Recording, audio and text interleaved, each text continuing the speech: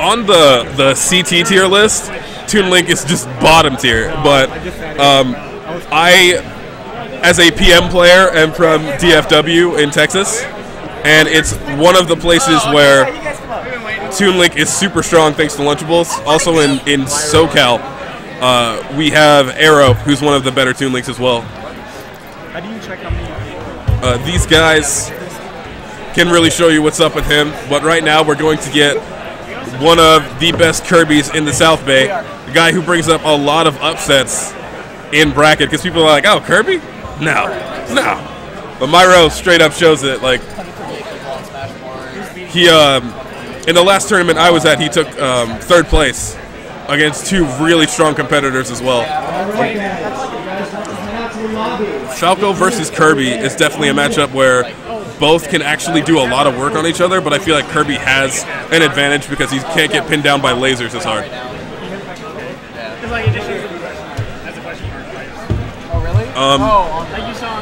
Right now, it looks like these guys are playing really smart, just testing each other out. K is not really using lasers to try and lock him down. Is it just K, one letter? Hand warmers, my bad. Yeah, just K. Yeah, it was pretty surprising to see Falco not use lasers, so it's definitely a hand warmer.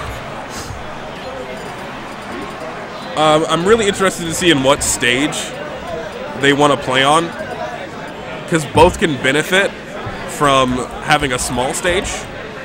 I think Kirby can benefit from having a large stage more, though, because he has a lot stronger of a gimp game. So if he can get Falco off stage, it would be to his advantage. But it looks like they're probably going to end up on PS2. Yeah, a fairly common starter. Okay, so as you know, Kirby's dash attack is extremely strong, and it can actually combo into a lot of his stronger moves. Myro's really exhibiting the strength of his up tilt as well, which is great for... Oh, wow. That recovery wasn't even... didn't even need to be gimped there. It's probably just a mistake. Myro's playing really smart, not just rushing in, even though his dash attack has a lot of priority. Let's see here. Now, Falco here can still utilize lasers to lock down Kirby's approach. But at this point, Myro's playing spacing really well. He's going to be at a difficult shine percent. But that up air is going to do the job. 51% on Falco is not bad, but it is a good combo percentage for Kirby on Falco. See, at that height after dash attack, he can do a lot. He can jump and just nair. He could do a couple of up tilts, and he could just back air as well. And that'll be able to get Falco off stage. So who's going for that raw hammer? Hey, what's up? Go? He said I could. Go. No, okay. Dude, just let him. Listen. He's here. Sean L said to save the spot, and we should only be having people that... Is that saving the spot? All right, Yes. My bad. When it looks like in this matchup, the jab reset, but it doesn't work at that percent. We have a bit of a recovery lockdown with lasers. He's trying to stunt him from using his side B, or his up B to the side. But Falco's definitely playing smarter by going in and out with his play instead of having straight up overall assault, because Kirby can do a lot of work once you get into his range. If he doesn't lock out a stock right now, it looks like Myro will probably just take another one, and he'll have a huge upper hand at this point. Because it's going to be pretty hard to kill him with anything other than a back air. Or maybe a really well-spaced nair. His laser play is a lot better right now, though. K is doing a lot better with these lasers, especially when Kirby's in the air. But he can't get a solid kill move off, and neither really can do it to each other right now. He's really going to have to get a back air. There we go. That closes out the stock, but he is at 121. Kirby can dash attack into hammer if he doesn't DI correctly. And up tilt can probably lead into a lethal back air. That was a fantastic down B there. The grab can convert.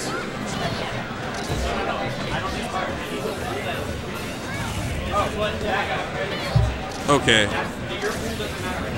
Falco's really coming back at this point. He's going to be at a difficult percent for Kirby to kill unless he gets a raw hit. But Falco's definitely racking up percent, and he's playing a lot smarter than he was at the beginning of the game.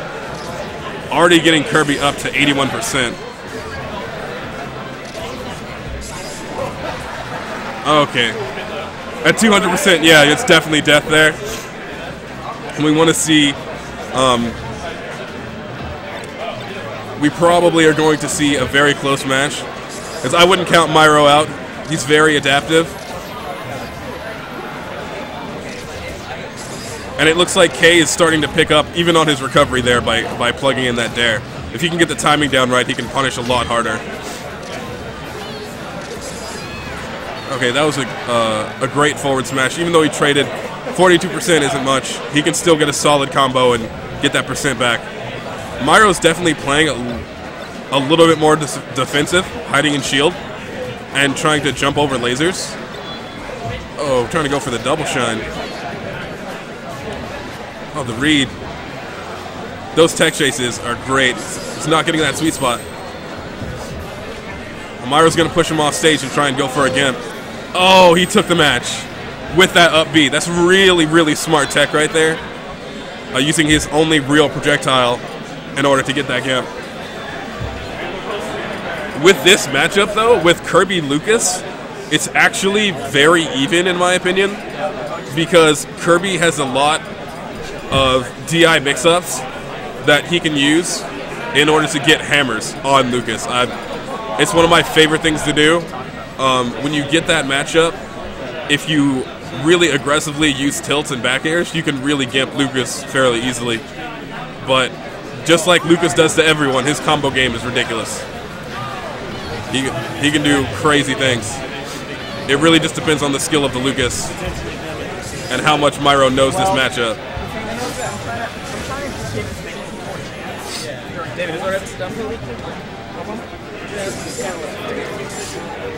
So I got Tiernan with me. He's actually a Lucas player, so he knows a good amount about this matchup. Jason, I played against Myro once, actually.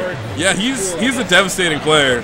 I think the craziest thing is he just has like all these little tricks, like for example the final cutter side B. Yeah. One of his cookie cutter approaches, which is an incredibly smart player. Like he always looks so sound. Kay looks like he's adapted to Myro's style a bit, and he's getting a lot stronger punishes, and Lucas just can capitalize a lot more. For him, it looks like, versus Kirby rather than Falco. Yeah. So, oh, nice 40. I finishes off the stock. Actually, give me 1 second. Yeah. Are you gonna be back soon? Yeah, I'll be back in a second. Okay.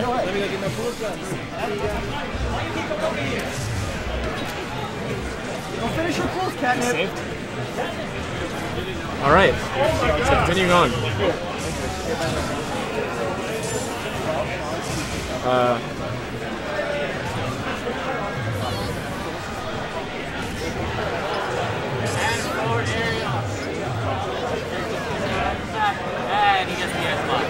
thing is, dude, we don't want it to be where like we're just letting anyone commentate. I mean, the thing is, the more people we go, hey, it's okay if you commentate, the more people are gonna.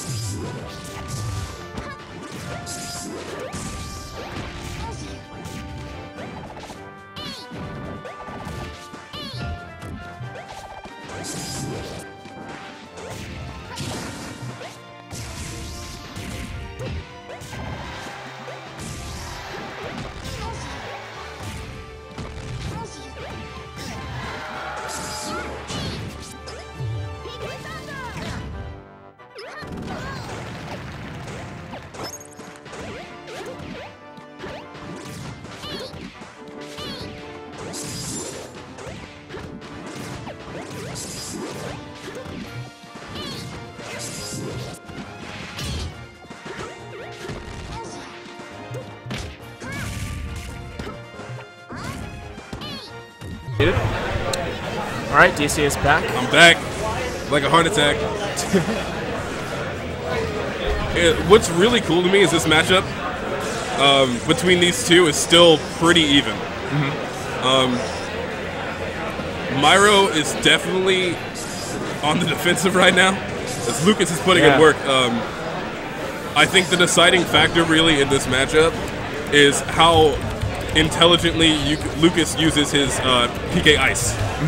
It can stop a lot of Kirby's approaches, and it can start a lot of good combos for him.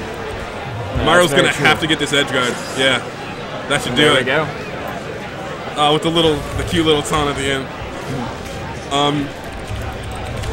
This is really anyone's game. They have such a strong punish game on each other that... And here we go.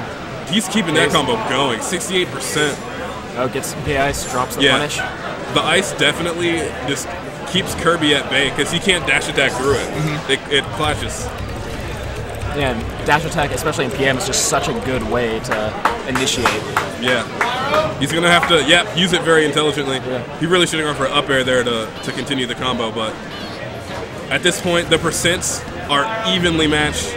Yeah. Oh, that was definitely a tech flub. Probably going for a back air there. That grab. Maybe could have killed here. He's not going to kill him with forward tilt. The percents are just too close right now. Yeah. Myro with one hit could bring the percents back to even. And these two can just kill each other so easily. Especially going for raw hammer. Myro, that's exactly it. That's what I was going to say. Myro, you can see, is like obviously playing passively, kind of in the defensive, because he was at the percentage where the grab is an automatic kill. Like, there's no questions about it. With that dash attack against Lucas, you have to definitely space it so you go through him, so he can't just shield grab you. Because, I mean, there's not a lot of lag on that move, but still, you get grabbed, no. Every single time I play a Lucas and I get to like 70%, I'm always doing cross-ups. Like, I'll attack and try and get around that shield and never be in front. Yeah. Because Lucas will just galactic pizza toss every time. And then you have someone like Arda or like another Lucas player here who will just like pivot grab you out of that, and then it's just like, it's what hard. do you do then? Those pivot grabs. Okay. All right, so going back to Battlefield, so this was Myro's counter pick. Yeah. What do you see that Kirby has on this stage that helps him out here compared to PS2? I think that his tech chase ability is just a little bit better if you get knockdowns on platforms. It doesn't look like it, but he can cover just about all of the stage. If he were to nair right in the middle of one of the platforms, if he adjusts just slightly, he can probably hit him at any point. But getting those knockdowns up there, oh, that was a really bad SD there. That could decide the match, honestly. Yeah, easily. Myro's turned up right now. He is, he is playing like a monster. Yeah. Like, watching Myro play is one of the most amazing things to see live. Like, it really is. Like, more than anything, it'll just be like when he's on edge, like he'll get very tense and like you'll see it in him. And then when he gets excited and when he's like going, when he's just on fire, he'll just start doing stuff like that. Yeah. He has taken 23% in this match. When he knocked him, he got onto that platform and he just waited for the tech and did a back air, and that set up that whole thing. And I think that's what he's looking for here, is he works a lot better with platforms because he's a patient player. And he's DIing that throw now correctly. Oh, that was really nice. If he would have gone through the middle, he would have got broken up by the damage. He's really fishing for those back airs to try and clip this guy out because he's like, okay, Lucas is going to damage me on stage. I'm going to get hit and I'm going to take a lot of damage. But if I go out there and I hit him with the back air, I got this. Ooh, punishes the down smash. Or was it shielded down smash? Punishes the down smash with a forward smash and wow, the super bat too. The charge bat. He went. Just knocked him out, dude. All right. Lucas is very close to death, and I think Myro can claim it. But if he gets too greedy, nope. Those back airs. The taunt. Oh my gosh. Myro as a player just brings the hype too. Yeah. He's the hype man. He goes in and he plays really well, and then he gets up and it's like, yeah, let's go. And I love that, you know. It's that sports factor of our esports. So K right now is definitely trying to get back in control because it looked like, honestly, he lost control and now he's flustered because the play style has changed. And he doesn't really know how to deal with it, so he's trying to keep his on-stage presence as much as possible. Yeah. But, I think that's another actually good thing about the counterpick to Battlefield, because Pokemon Stadium 2 is a very horizontal stage, very stretched out, so he could just use the, like you said, use the ice, stop Kirby's approach. Right. But here, oh my god, the disrespect. My roll! That dirt. This just in. The dirt is real. The dirt. Oh my. Myro takes a 2-1 versus K. That was crazy. That was like, wonderful. okay, we knew it was going to end and it was going to be amazing, but that was quite the ending right there. That was crazy. Oh, jeez. Myro takes it 2-1. Like a boss. Oh. That's that tech that nobody... I don't see people do that. I see swallow sides off stage. I see back airs. I see dares. Nobody just up Bs. You know, that was just the up B of a man that knew he had won the match. Yes. He, like, pressed the button and started getting up, like, as soon as Lucas he did it. could have... There was a chance that Lucas could have gotten back with that. Lucas' recovery is so good. Yeah, he probably could have smashed the it and made it out, because it looked like... I thought he wasn't going to get it. I was like, oh, it looks like he can get out, but he played it really well. Up next, Mike. We're going to see who these next two players are. Let's see where their slots are. Who's in port? Can you just tap him? I want to comment. Can you help us out with this? And I'm happy to share. Okay, so... All right, so we've got an Ike. We got an Ike, and we have what else? I didn't see that one. Okay. We have an Ike. Ike goes to I feel like empty. Ike is a character who... Ike and Ike. Ike and Ike, all right. Bring out the... Oh my... This is a hand warmer? Looks like it's probably hand warmers. Or are they just styling for the stage? Wow. Yes.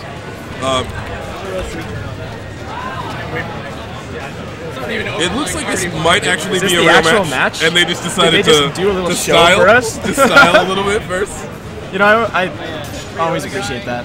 Everything back at school, were like beginning of a match on stream, when me and my friend play, do all 3 taunts before you start. He was like, I know where you're gonna be, and I'm gonna drop this hammer on you real quick. Ike has a lot of grab combos and a lot of combos with his side B.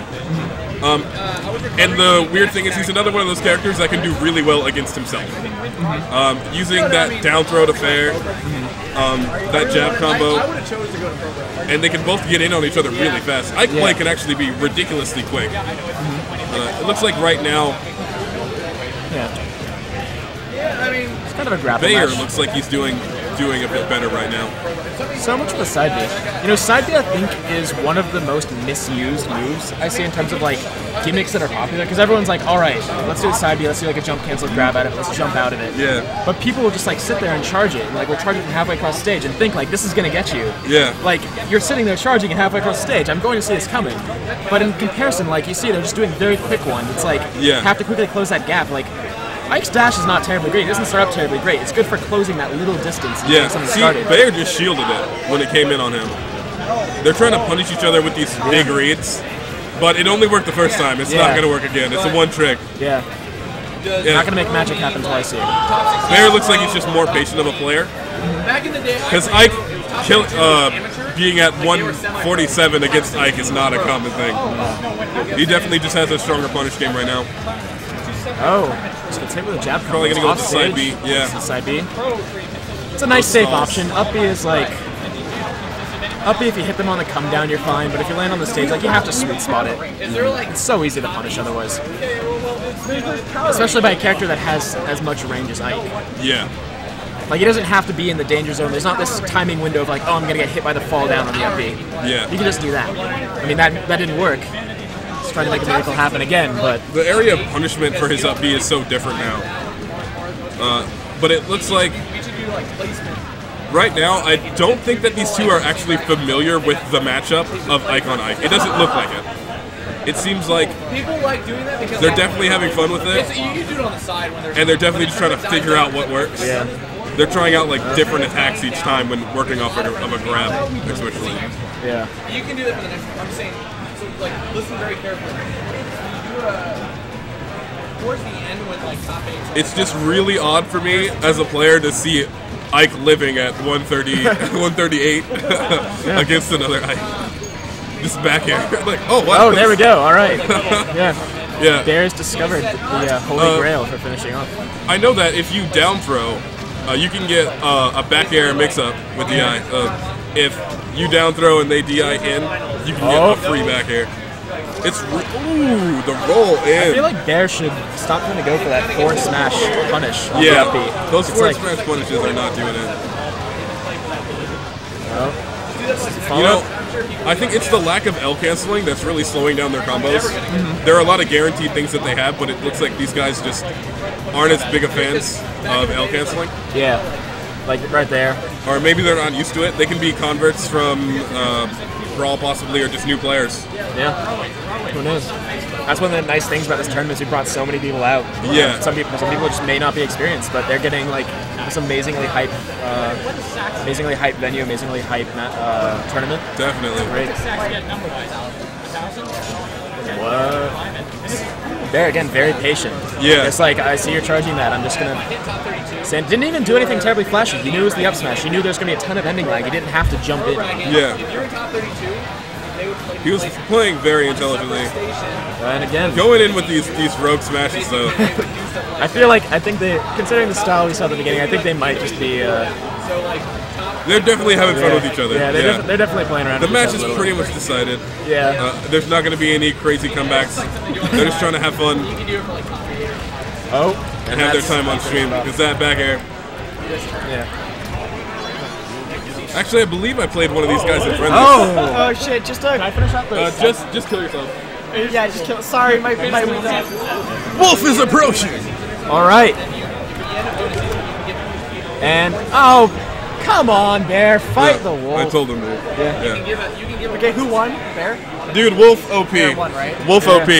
Stream, Wolf OP. He's scary. Done. He's so scary. You just jump off He's gonna stage. slash you. And you're like, I'm done. I can't do Yeah, this. you can't do this. I'm too much pressure. It's too much of it. All right, so how does Ike counterpick Ike? Or I guess so. It's Ike versus Ike. So I guess more to the point, how does Bear counterpick? Yeah. By the way, you're gonna have to kill Wolf next. They're doing. You're gonna have to because he'll keep coming. They're gonna keep coming on back. So I feel like they're switching over to brand new matchup. Mewtwo Zero Suit. Oh really? Oh, I did not. All right. Oh, this Bear. is real game. All right. Now this is a completely different matchup. This is actually not a matchup I'm very well versed in. So please teach Zero me. Suit? I actually know a lot about Zero Suit. I spent about 3 days playing Vidjo's Zero Suit and getting wrecked, so I know Zero Suit very well. Looks like he doesn't know Mewtwo that well though. That's you hear like, oh my gosh, Emu Killer, Mewtwo's OP. Yeah. You know, when you're winning, just break. Or no, actually no, he's in win state. It's not even a play to win thing. It's just like, break out the Mewtwo. Mewtwo just overall has a lot of good off-stage tools for gimping. Zero Suit can be really fast though. She can rack up a lot of percent, and she just doesn't have too strong kill moves. If you get caught in one of her stuns, that almost always will lead to a kill at high percent. It's difficult to DI too. Sometimes it's unavoidable for some characters getting caught in it. It's absolutely absurd. So the one thing I do like about this Zero Suit pick is, that's the most frustrating thing about playing against Mewtwo, right? Is that just with the tail, just outranges you, outspaces you. Yeah. But he's good at shit. And I feel like Zero Suit is one of those characters that actually can contest that to some degree, because you have that side B, which is such a dangerous move, pops you right above for a combo. She actually has a lot of very strong range tools in this game.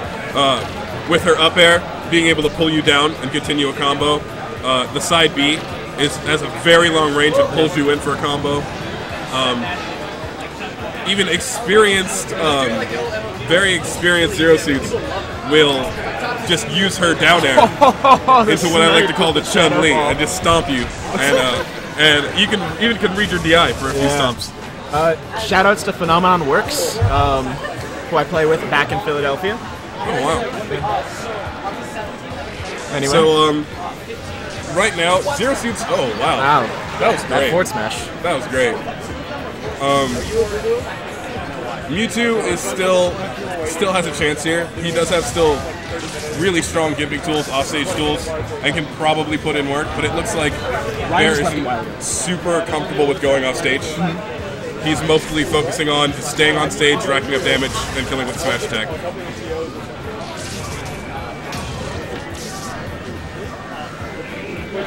The focus of this match is pretty much them just running into each other's shields and getting grabbed. I think. Oh no! Oh wow, that's tether range. And it went backwards too. That was not 3.5. That's for sure. As a Lucas player, I am Shadow Ball to the face. Eagerly awaiting all of the exposure I'm going to receive once 3.5 comes out. It's going to be a tough time. They might even do stuff to Mewtwo as well. Oh, I'm sure of it. Right now, I don't think that either of these two are well versed in the other's matchup. They're really just like, hey, I'm going to do what this character does and see if it works against this other one. Yeah. Because both are fairly light. Yeah. They don't get comboed really easily. And they're going to have to really be creative and smart in order to continue combos. The percents are even fairly close now, which is interesting. Comes down with the nair. Such a good option by Mewtwo. Really interesting thing about Zero Suit is that her charged B cannot clank with an attack. You can't jab it, you can't like forward smash it. Really? That's why with the Shadow Ball went through, they went through each other. It's a translucent hitbox. Oh my gosh. So there's nothing you can do but shield it or dodge it. That's extremely rough. It's gonna make it's gonna make it kind of rough. Both have SD on their second stock, but Zero Suit is at 77, so let's see if Bear can clutch out his final kill. Oh my gosh, getting the tilt. Oh, very nice. Charges the forward smash just enough to get past the spot dodge. Yeah, really good timing there. Oh, very. Does not go for the follow-up on that. Yeah, doesn't go for the follow-up. That's what we've really been seeing here. Is they're really just hitting each other back and forth. And they are not getting a lot of follow-ups, which is why they're probably not well-versed in the matchup. Yeah, this is like when you're like one-on-one your cousin when you're like 12 and you're just playing like Smash 64. Getting like the stray hits everywhere. Yeah. At this point, Zero Suit is definitely within kill range, but I really think it's going to have to be with a fair for Mewtwo right now. Or he's going to have to try and work for strings of back airs. Well, Zero Suit definitely should be trying to play working for stuns. Yeah. Because those stuns are going to get her. I think like, at really this percent, considering especially like how floaty Mewtwo is, up tilt does not quite kill. At this percent, a stun is going to be a kill, I think. Yeah. Like unless, most likely. Oh no, it was too far off the other side of the stage. Yeah. At 120 maybe, but with good DI, this wasn't going to happen. Yeah. And that's it. Oh my gosh. That is it. Perfect. It's all right. 1-1. So we're going 1-1. Sean, would you like to get in? Go ahead. Hey, you guys have to beat him. Just beat him. Yeah. All right. So we have this very hype Zero Suit versus Wolf. And I'm back. Very good. Zero Suit and Wolf. Oh, never mind. It's a CPU We battle. have to kill him. Oh my god, items. Yeah, we have to kill him. It's So it appears that I know. TPOB is like Wolf is kind of giving TPOB a run for his money. Gets the lightning. Yeah, this Wolf might make it into our pro tier. We'll just have to see. Guys, you may have to watch a million Wolf character unlock matches. Oh my god. The exposure is real here at Alright, who won Smash that? It Google. Who won that? How are you doing, Sean? The last game. Are you keeping it together? Everything working out smoothly in the non-commentator zone? You know? Sometimes life is a series of spips and stooks.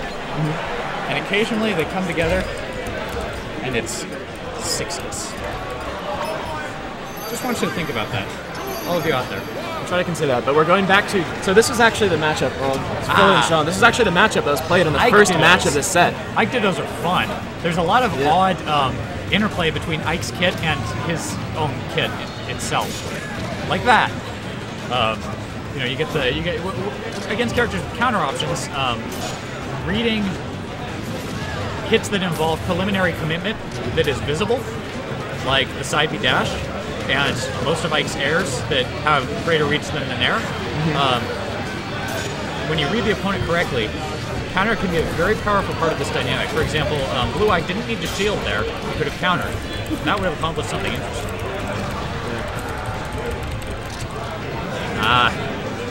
Another tactic that I saw in an earlier match is that Ike, when recovering, can perform a bluff, being saucier with his recovery than the opponent expects by launching himself not to the ledge, but actually well onto the stage, catching the opponent with the disruptive hits of his up smash. I'm sorry, of his ether, his up special, and ensuring a safe recovery.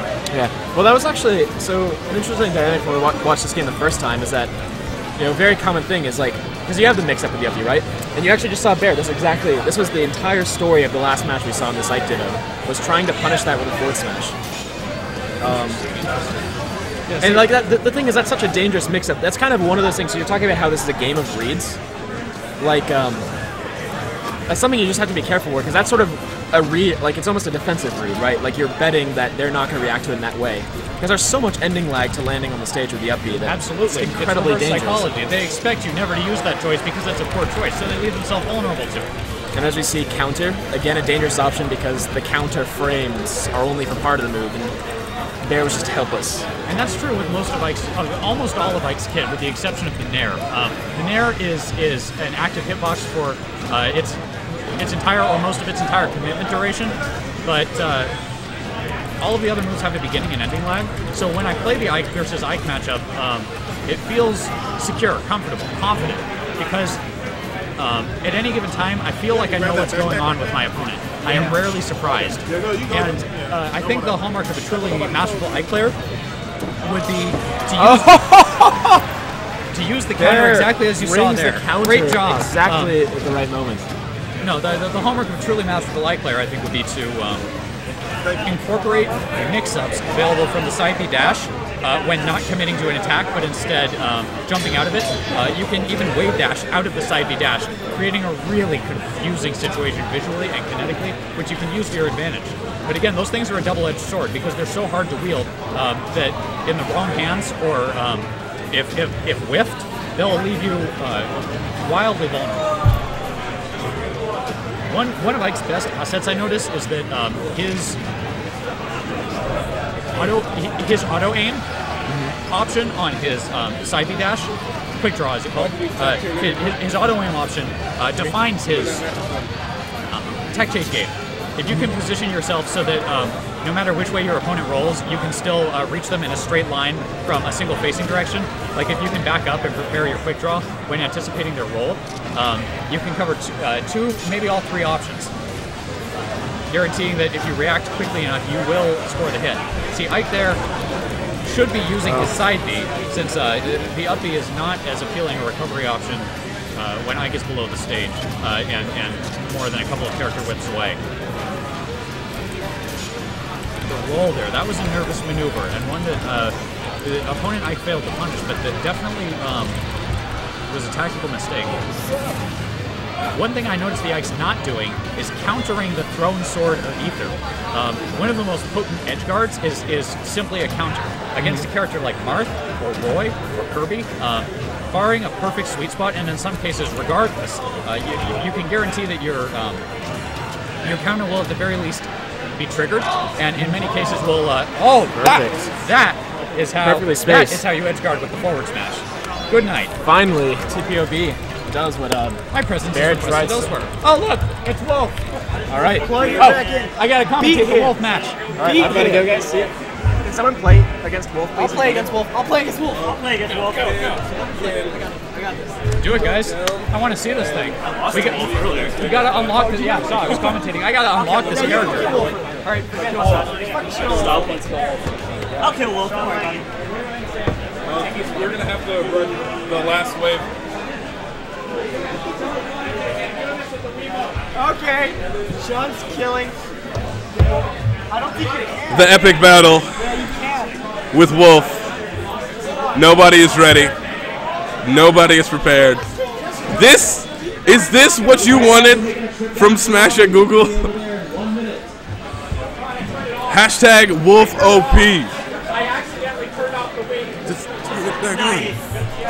Okay, you know what just happened? 2 times lost the wolf. Wolf OP. Wolf just Wolf OP. Wolf OP. He broke the Wii. He literally broke it. The Wii just literally shut off by itself. And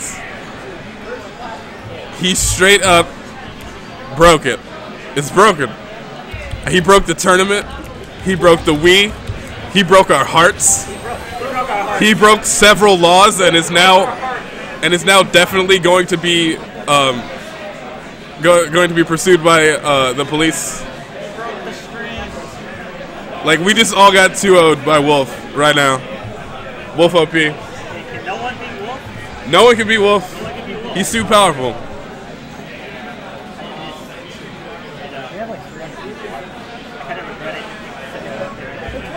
Okay, so we're going to contact the PMBR. Please, everyone, send an email to the PMBR and be like, Wolf OP. Just that's it. That's all it's going to say. Don't say anything else. They'll know. They'll know what they're talking about.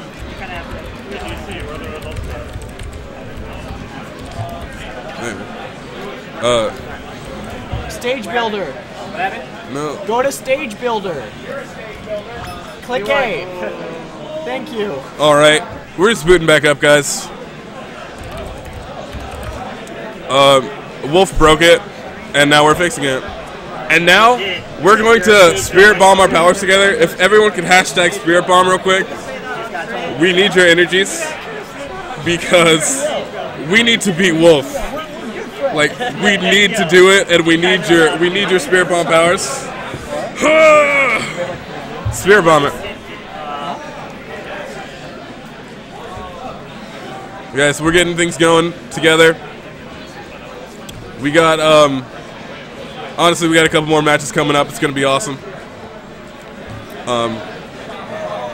We're going to have another match coming up once we beat Wolf, which may take 6 to 12 days. But we got it. Sean. Okay. Sean. So 1 second, guys. Sean. Let them play. After the game, they will kill Wolf. Turn off my reroll. All right, guys.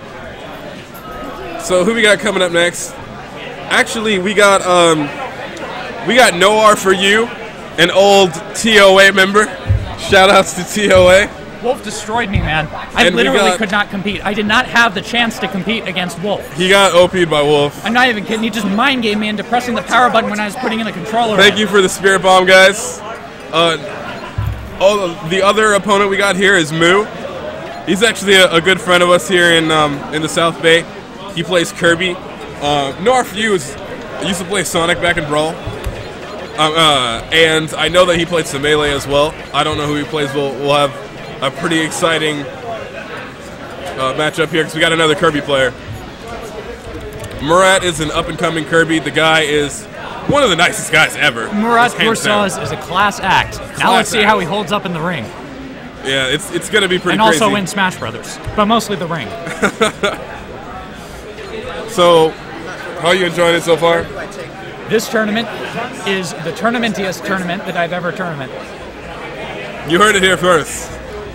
You heard it here first. And I think you all know what I mean.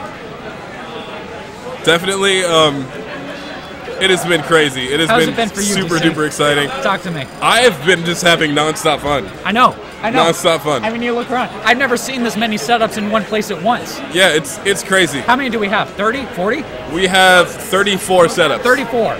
Both 34. with the syllables that I said, but not the third one. We got both going, which is pretty cool. We got friendly TVs. We got we have streaming a TVs, dedicated recording friendly TVs. Zone. It's so cool.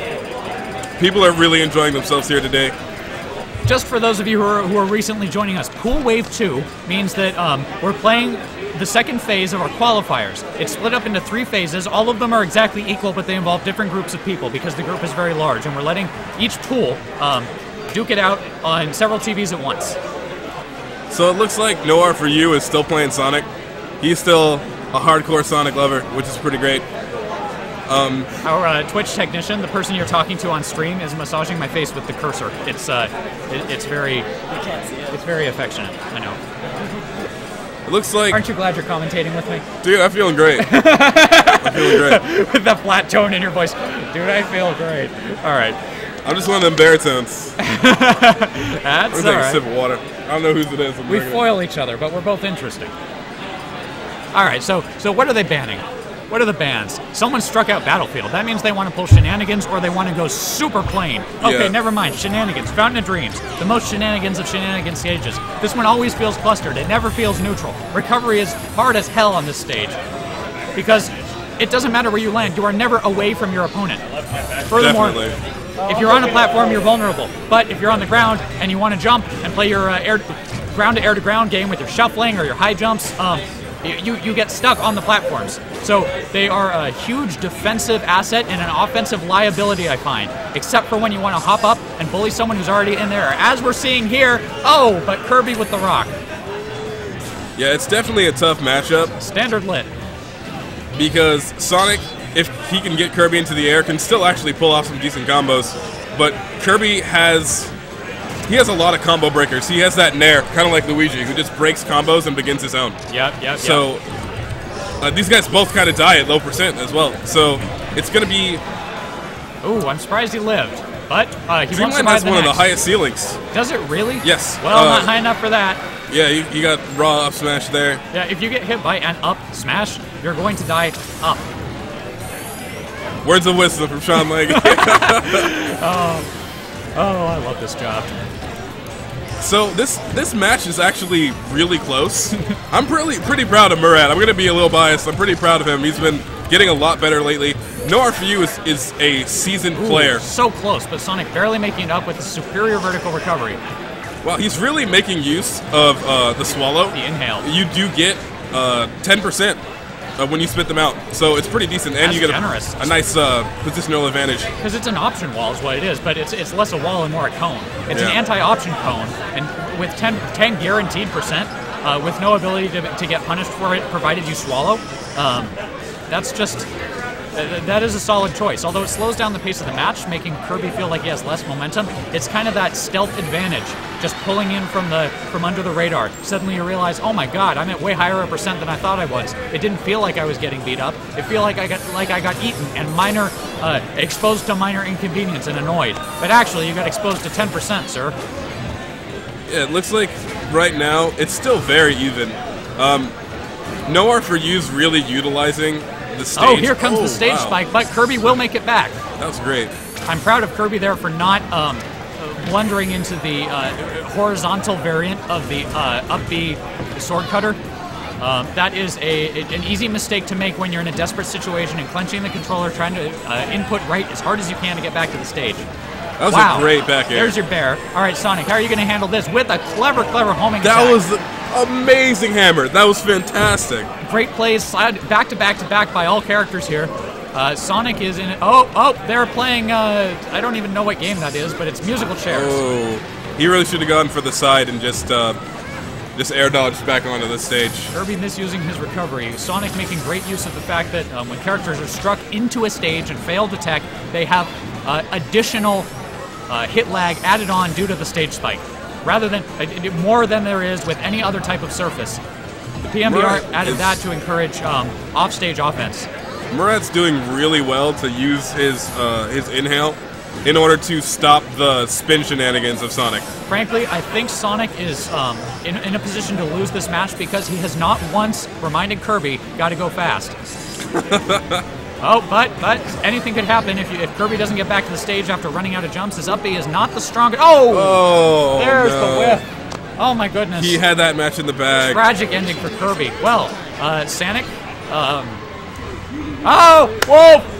Three times the Wolf! Okay, we need that hashtag spirit bomb right now. We need that hashtag spirit bomb. Please, guys, I'm gonna count. I'm gonna count a number every time I see hashtag spirit bomb on the chat. I'm waiting. Wolf. I'm waiting. Extremely high level gameplay. That's what this is. Oh god. Oh god. No one is hashtag spirit bombing us. You did. We all are winners. I love Okay, you, we Michael. got. Who won? We're clearing out this wolf, though. Wolf We're won. clearing him out. Sanic. Look, Sanic is playing the wolf. Dude, Oh my god, need anyone- Turbo! Go Turbo! We're shouting into the mic. Do it! he's going. Never stop! He's going to go all out turbo. Done. Done. Oh! He's out of There's here. the Turbo mode.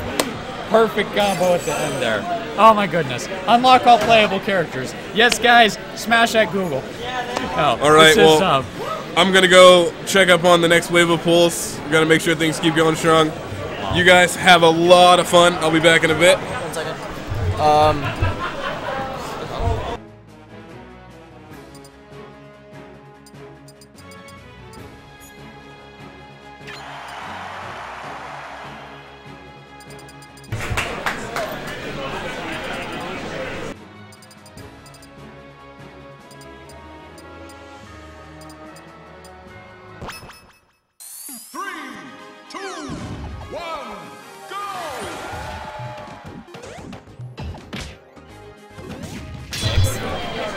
How many people are watching?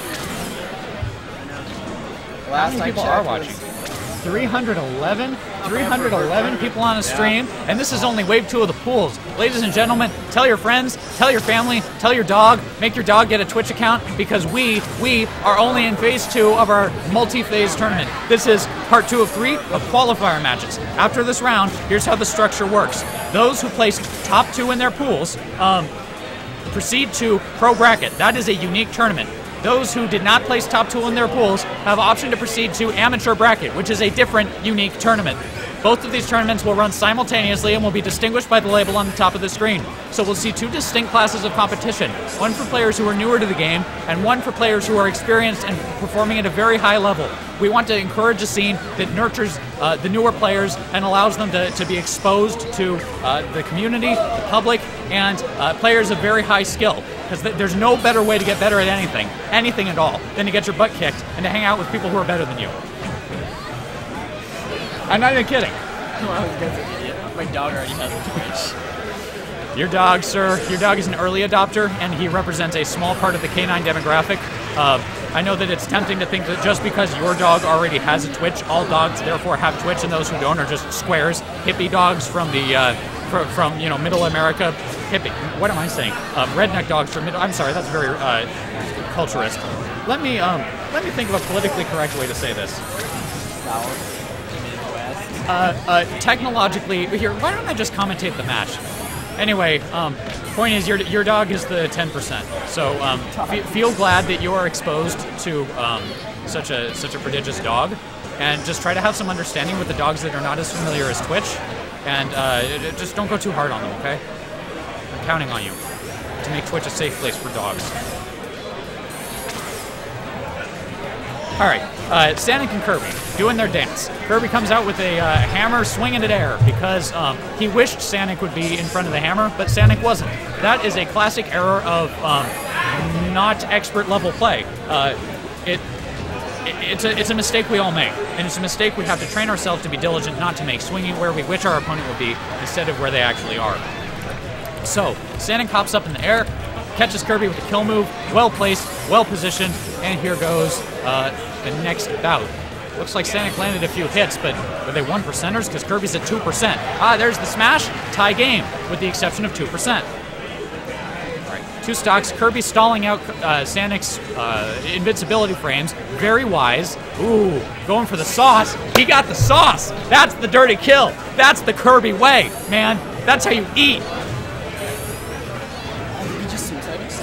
Yes, he did. No, but he lived. He mono-suicide. He performed assisted suicide on Sonic. That's what that's called. Assisted suicide. Crazy, dude. And if you both die, it's called drinking the Kool-Aid. Everybody dies. Everybody commits suicide.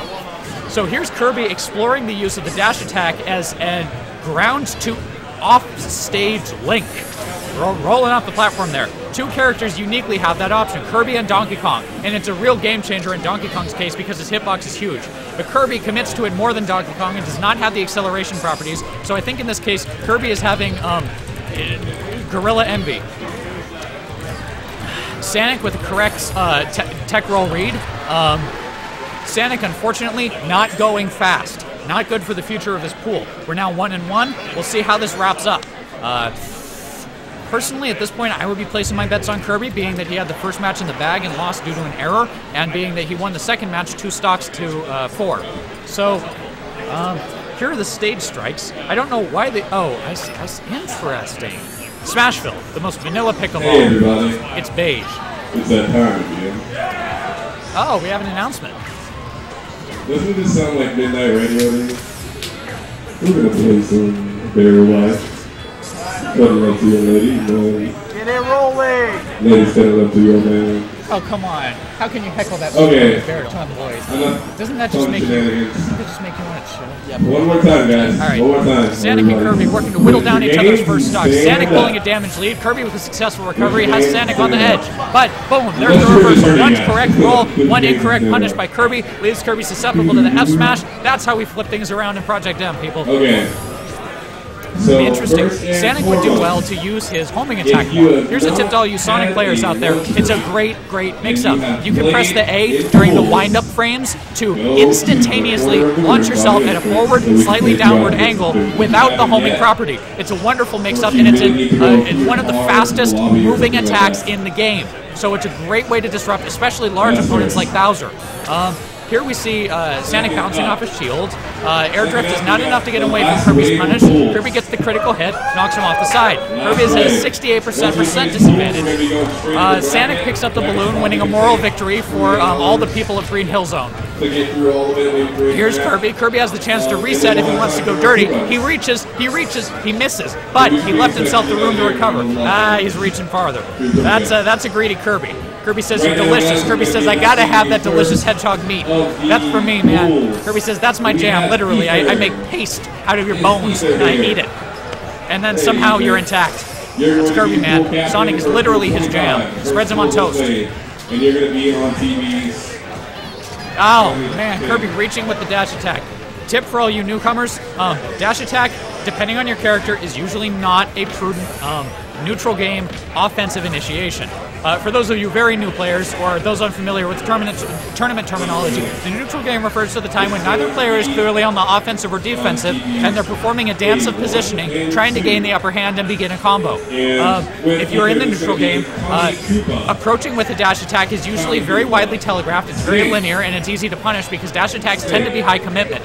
I struggle at the moment to think off the top of my head of a character who does not have a high commitment dash attack. Sanic's is one of his slowest moves. It's one of his most situational and rarely used. Kirby's has high usage, but it's better to begin it so that you will hit the character roughly in the middle of the dash because you will continue to penetrate their shield and move all the way over to the other side. It's very difficult to punish with a defensive option. Unless you're running a counter character, in which case you should respond to Kirby's dash attack with the counter. So here we are, Sanic rolling all over the place, being fast, perhaps leading by example in indicating that one must go fast. Here's Kirby's dirt. There's the sneaky 10%. Sonic feels like, I'm sorry, I mispronounced the word Sanic. Sanic goes, I got off easy. But actually, he accumulated 10% more. Oh man, Kirby absorbing the hit by grabbing Sonic at the exact time when he is being struck. And the down throw, Sonic pops up in place, Kirby reads, Kirby punishes. That's the risk of getting your techs red. Techs in place are surprisingly easy to punish against a player who is paying attention. So keep that in mind. Rolling techs provide more of a reaction time window for your opponent. However, they provide you with a safer buffer of distance. It's a trade-off. You'll have to assess using your skill which is correct for which situation. And Sanic with his boots Sanic with his speed-up shoes given to him by his late uncle Charles, before Charles was captured and roboticized by Dr. Robotnik. Sanic with his speed-up shoes kicked a solid rock, dropping it many thousands of miles per hour. I'm not making this up, people. It's in the game manual. It says Kirby's down B goes thousands of miles per hour. Sanic manages to kick Kirby, launching Kirby into hit stun and flying away, completely disrupting his ability to be a ball. And there's the match. Well, we all learned something today. Many of us about the neutral game. Some of us about Sanic's speed-up shoes. A few of us about Sonic lore. And we all have received a chilling reminder of what happens when we do not go fast. Saladin, you're going to be in this pool. Thank you. It's Good night. TVs 5 and 6 in the A block. Over here. I'm just kidding. I'm not leaving. Not leaving yet. Did you guys watch my game? Ladaris. Did we watch? Ladaris. You're going to be the pool captain. This is going to be on 7 and 8 in the A block. It's over here. JTF. JTF. You're going to be inside this pool as well. This pool is also going to have watch out for snakes. Watch out. Sanic is not humor, people. Sanic is truth. There you go. I'm counting on you to open your eyes. And you're going to be in this one as well. This is going to be a smaller pool. So next going to be on 7 and 8. So 9 and 10. Oh, that's 9 and 9. Machi Nails. Machi Nails. My name is Sean Ling. It's a pleasure to be commentating with you all. All right, so we see Sonic with his indefatigable stamina, just clapping and clapping and clapping. It's like a French art film. You relax. Mike B. You relax. Mike B. Right here. Cool. We're going to be in that pool. Dangle. We're going to be in this pool. We're going to play it friendly. People, we'll be right back. If you need to use the bathroom, now's your time. If you want a snack, now's your time. If you want to go switch to another tab, now's your time. We'll be back. We love you.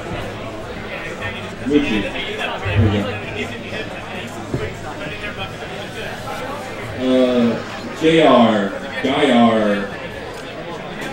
Okay, there you are. This is going to be your pool. You are the pool captain of 30. So your TVs are going to be A11 and B9. A11 and B9. Manus. There we go. Manus. We have your pool. That's going to be 30 TVs 11, A11 and B9. The ones in the back are directly across from each other. Auto. A11 and B9. Auto. Odo. OTO. Right here. There we go. You're going to be in this pool as well. These A11 and B9. Then Chibi, are you here? Chibi. Okay. And, okay, you're going to be in this pool as well. Yeah.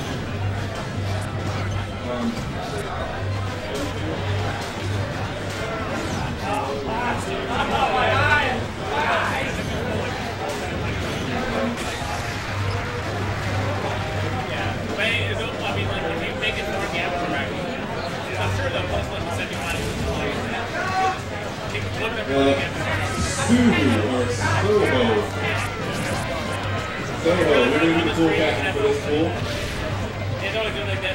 Trainer Nico. This is going to be on B7 and 8. Trainer Nico. Trainer Nico. Oh, hey, look at that. Wilo. Oh, we got the whole people. And Big Perm. Big Perm. Okay, back there. Here.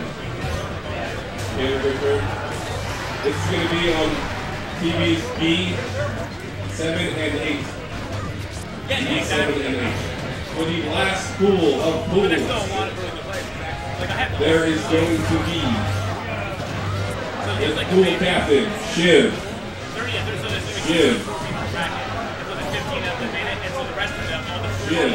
Now, Jirachi Nick. We're going to be in this as well. This is going to be these B5 and 6. Sweets. This is going to be your pool. TVs 5 and 6 in the big block. And KT.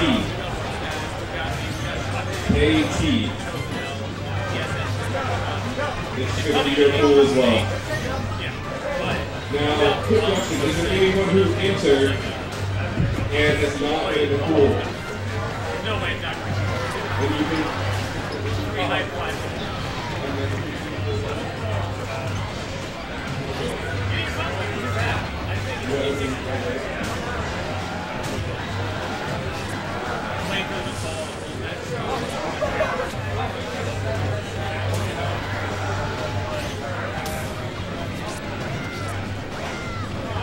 Big Perm, we're here. Big Perm. Big Perm. Please raise your hand if you are Big Perm. Yeah, that was kind of dumb. It's like you have to be expert at it. It's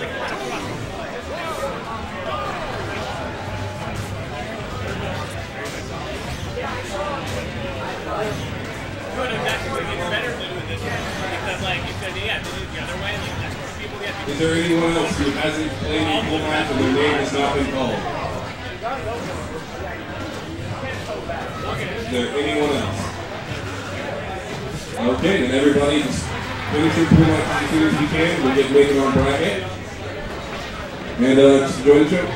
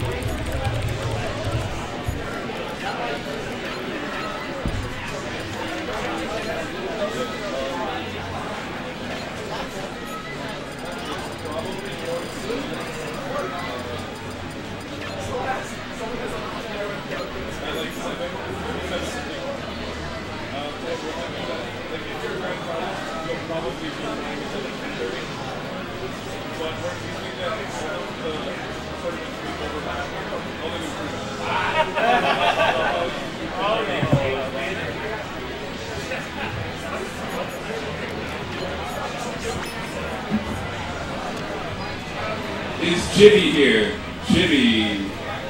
Okay, you have a pool with Chosen L. Chosen L, please find the guy with his hand raised.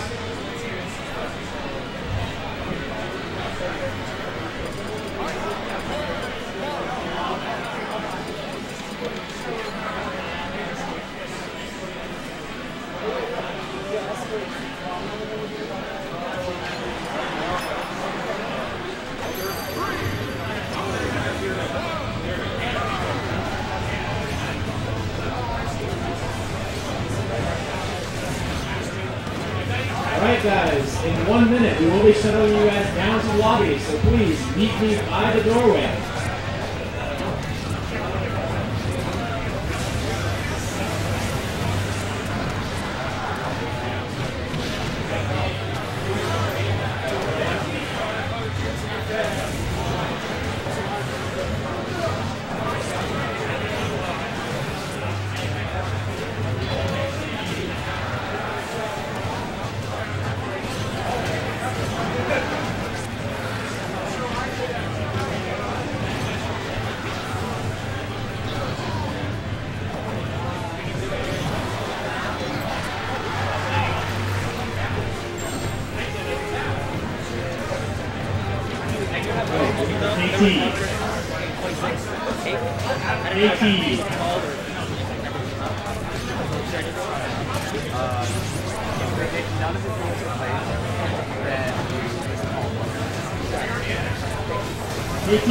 D6, please. That's what's in the stream setup. I'm just curious how you're pulling video feeds together and sending it. Well, just using OBS. So we have an Elgato capture card, and the Elgato capture card is component and lead, and then HDMI to like reader. And that's about it. We have Would Big Firm please report to TV's B7? And Big Firm.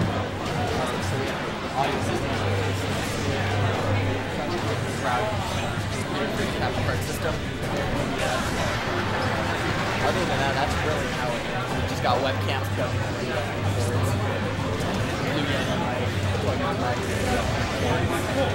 Yeah.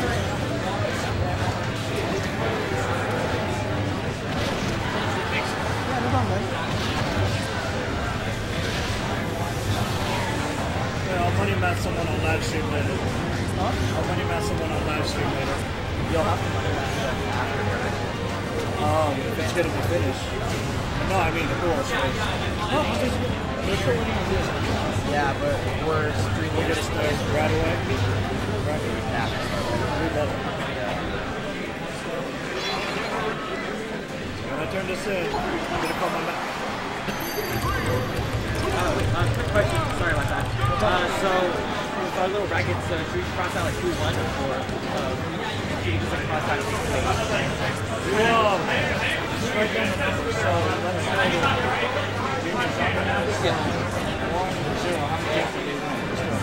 Got it.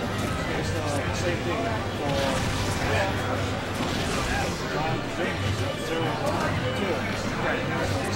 Okay, out of 3? Yeah. So left score is right score. Got it.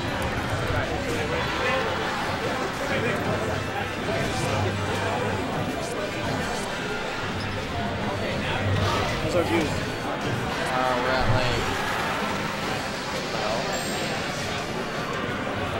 Stream's like 9. We were at like 300. Alright, we're at 284. We're at 284. Oh. Yeah. Well, should be more than I'll refresh this page back then. We're at 281. 174 people in the chat.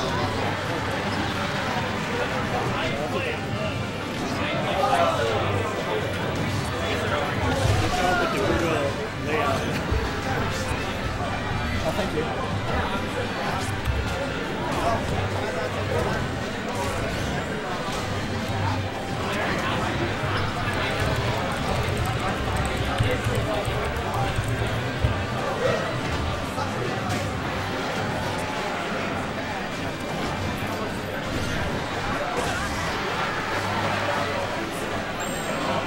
Now it does.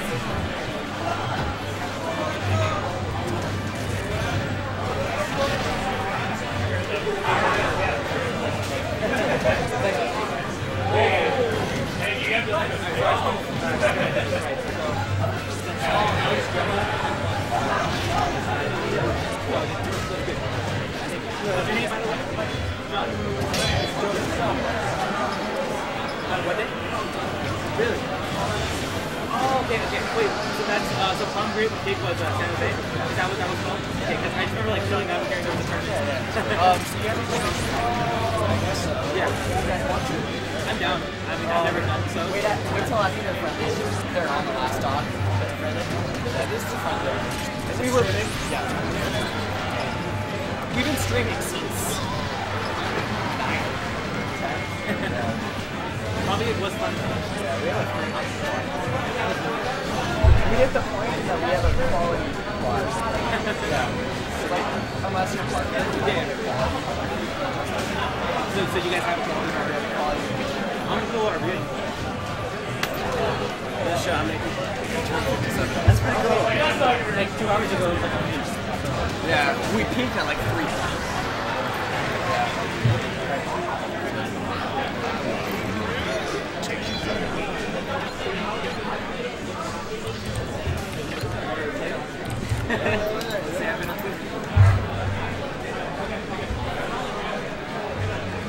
Hey, Tiernan, we have a match. Oh, we're actually. Yeah. Wait, you guys are fighting in a tournament? What's that? Just for a tournament match or just? Yes, this is a tournament. Tournament. Okay. Yeah. What are your tags? Let me ask, Tara, A-A-T-A-R-A. For the tournament or just tournament? Your tag. Huh? Jonah. What's up, guys? We were just playing some friendlies. It's muted, actually. Yeah. That's muted. Sorry. Yo, we got. I was playing. I just lost that last match. So salty. I didn't grab enough. Really? No. Yeah, I mean, it's not bad. That's what you gotta do. Yeah, you gotta grab. So we got another match coming up. This is the third wave of pools. It's a much smaller pool, so it's gonna take not as much time. We're gonna be running into bracket in about an hour. Right now, these two guys, I haven't seen a solid Jigglypuff in PM yet. Like, this guy better come impress. Yeah. Luigi, I think, hasn't changed much, but it's still, like, he's always been a solid character to me. Yeah. Luigi's always been that slippery, solid character that, like, Yeah. people who really have a feel for him can do amazing things. Like, it's just great. He's kind of, you have to know what you're doing. You really do. Yeah. People getting that chop, really zoning with fireballs, and knowing their combos, it can be amazing. Luigi can do some work. Yeah. This is actually going to be Jigglypuff. I'm actually impressed.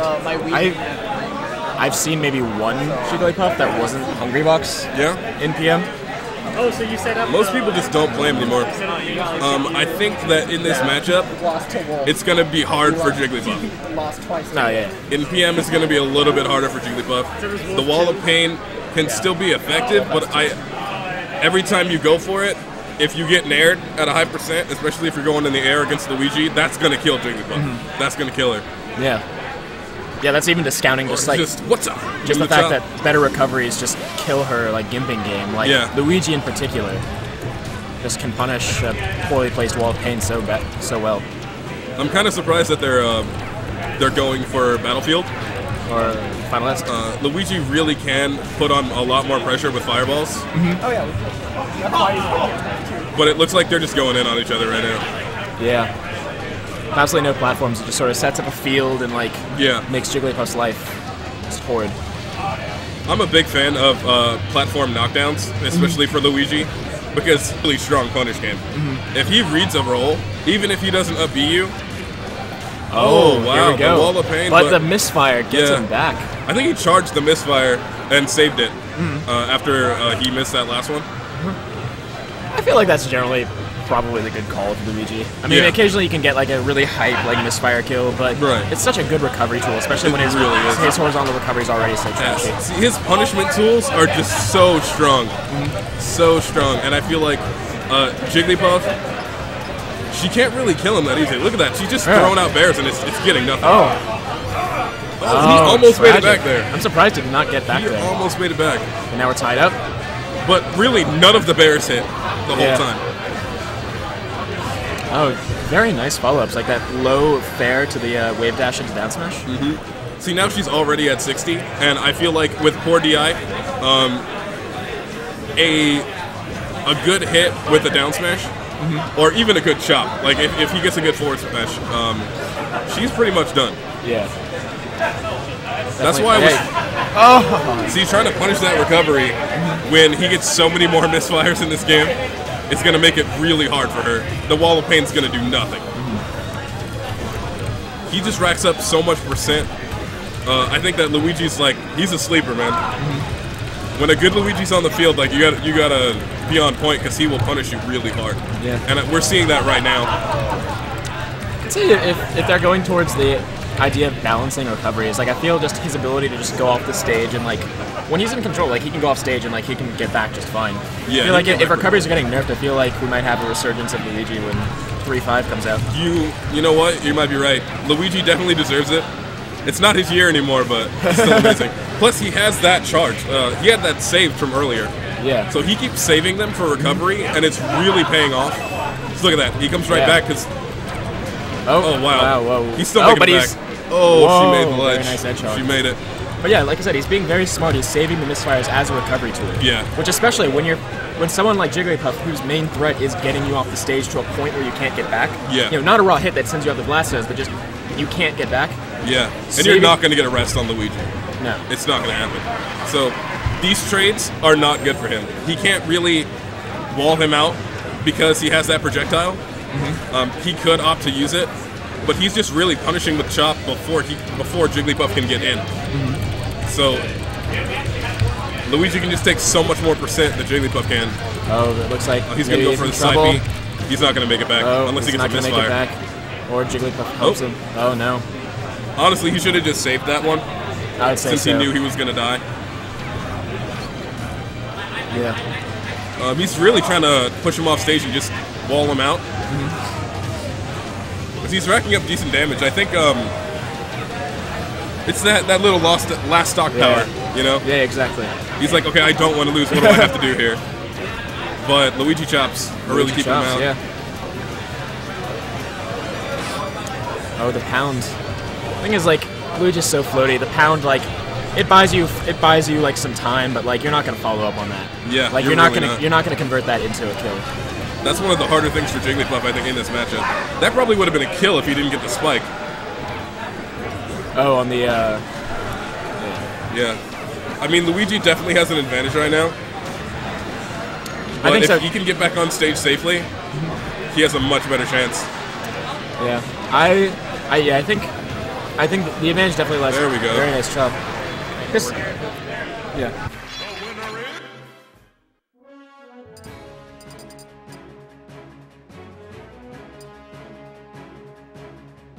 Alright. So I'm fine. Yeah. I actually just got food with that Arda. Okay, well. Yo, so Sorry. I'm really kind of surprised here. Okay, yeah, Luigi versus Ivy is a much more difficult matchup for Luigi.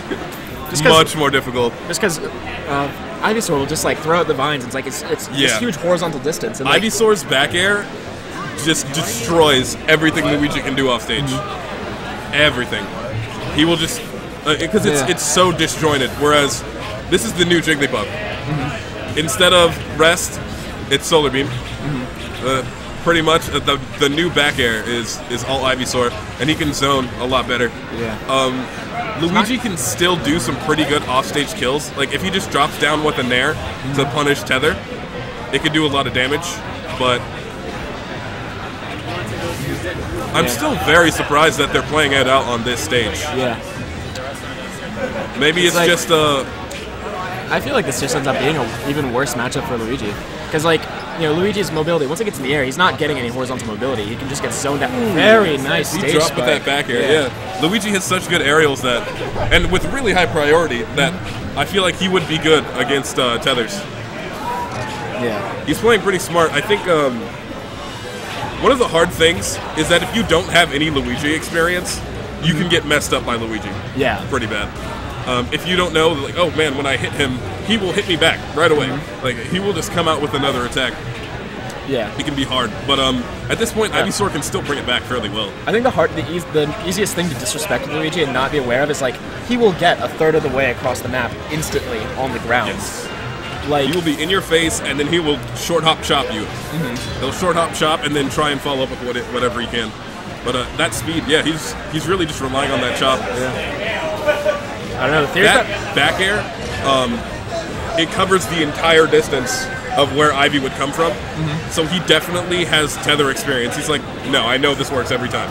And it's putting her in a stage spiking range to where it's probably going to kill Ivy before she can up B again. Yeah. That throw. That's so good. That throw's going to close it out.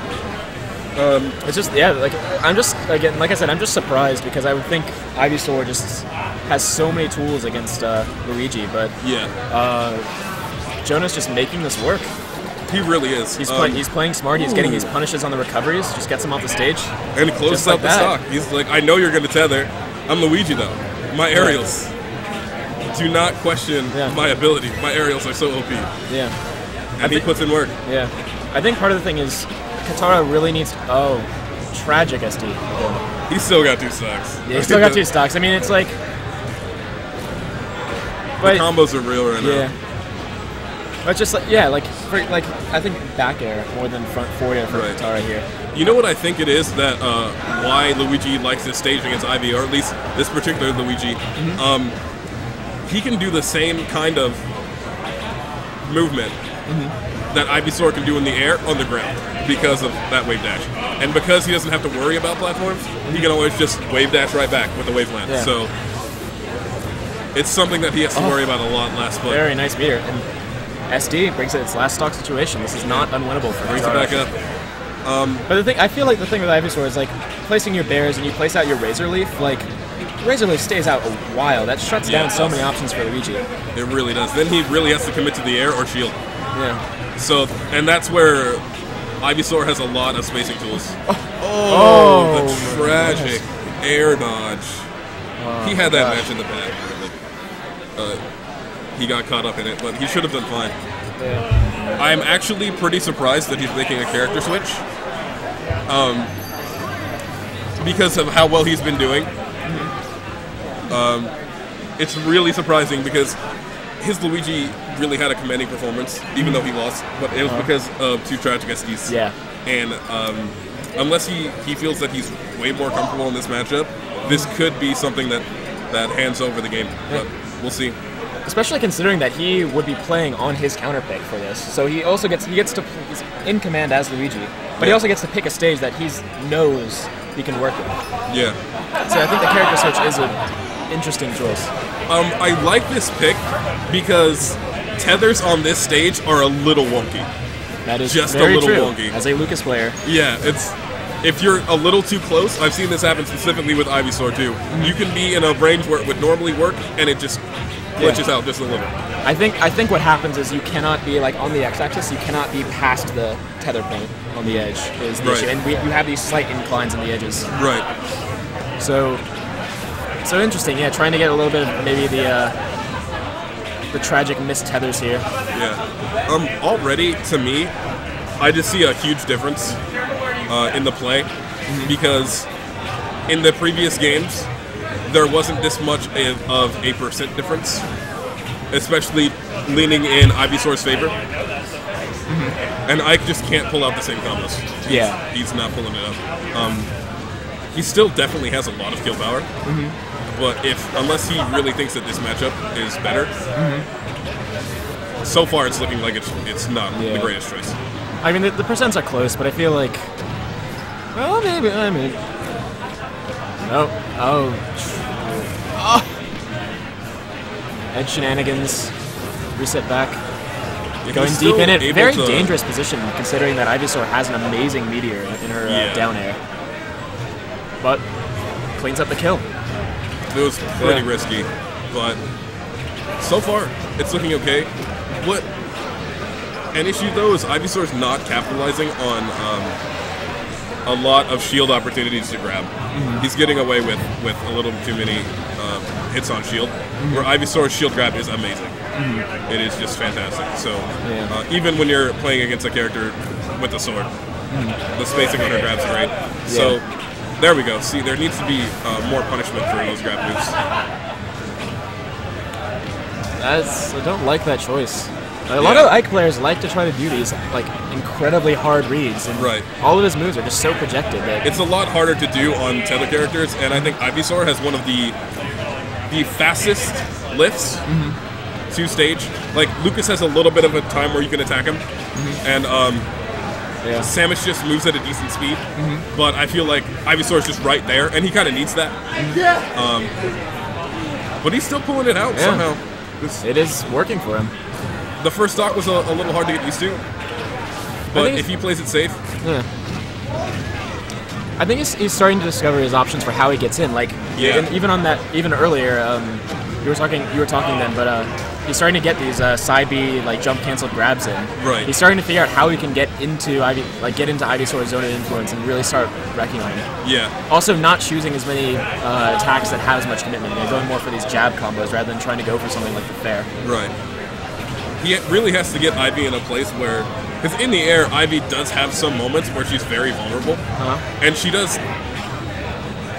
Like, she dies at a very good percent. Like, I think she's fairly balanced as a character now. I don't really have anything to complain about on Ivy. Try jumping too short there.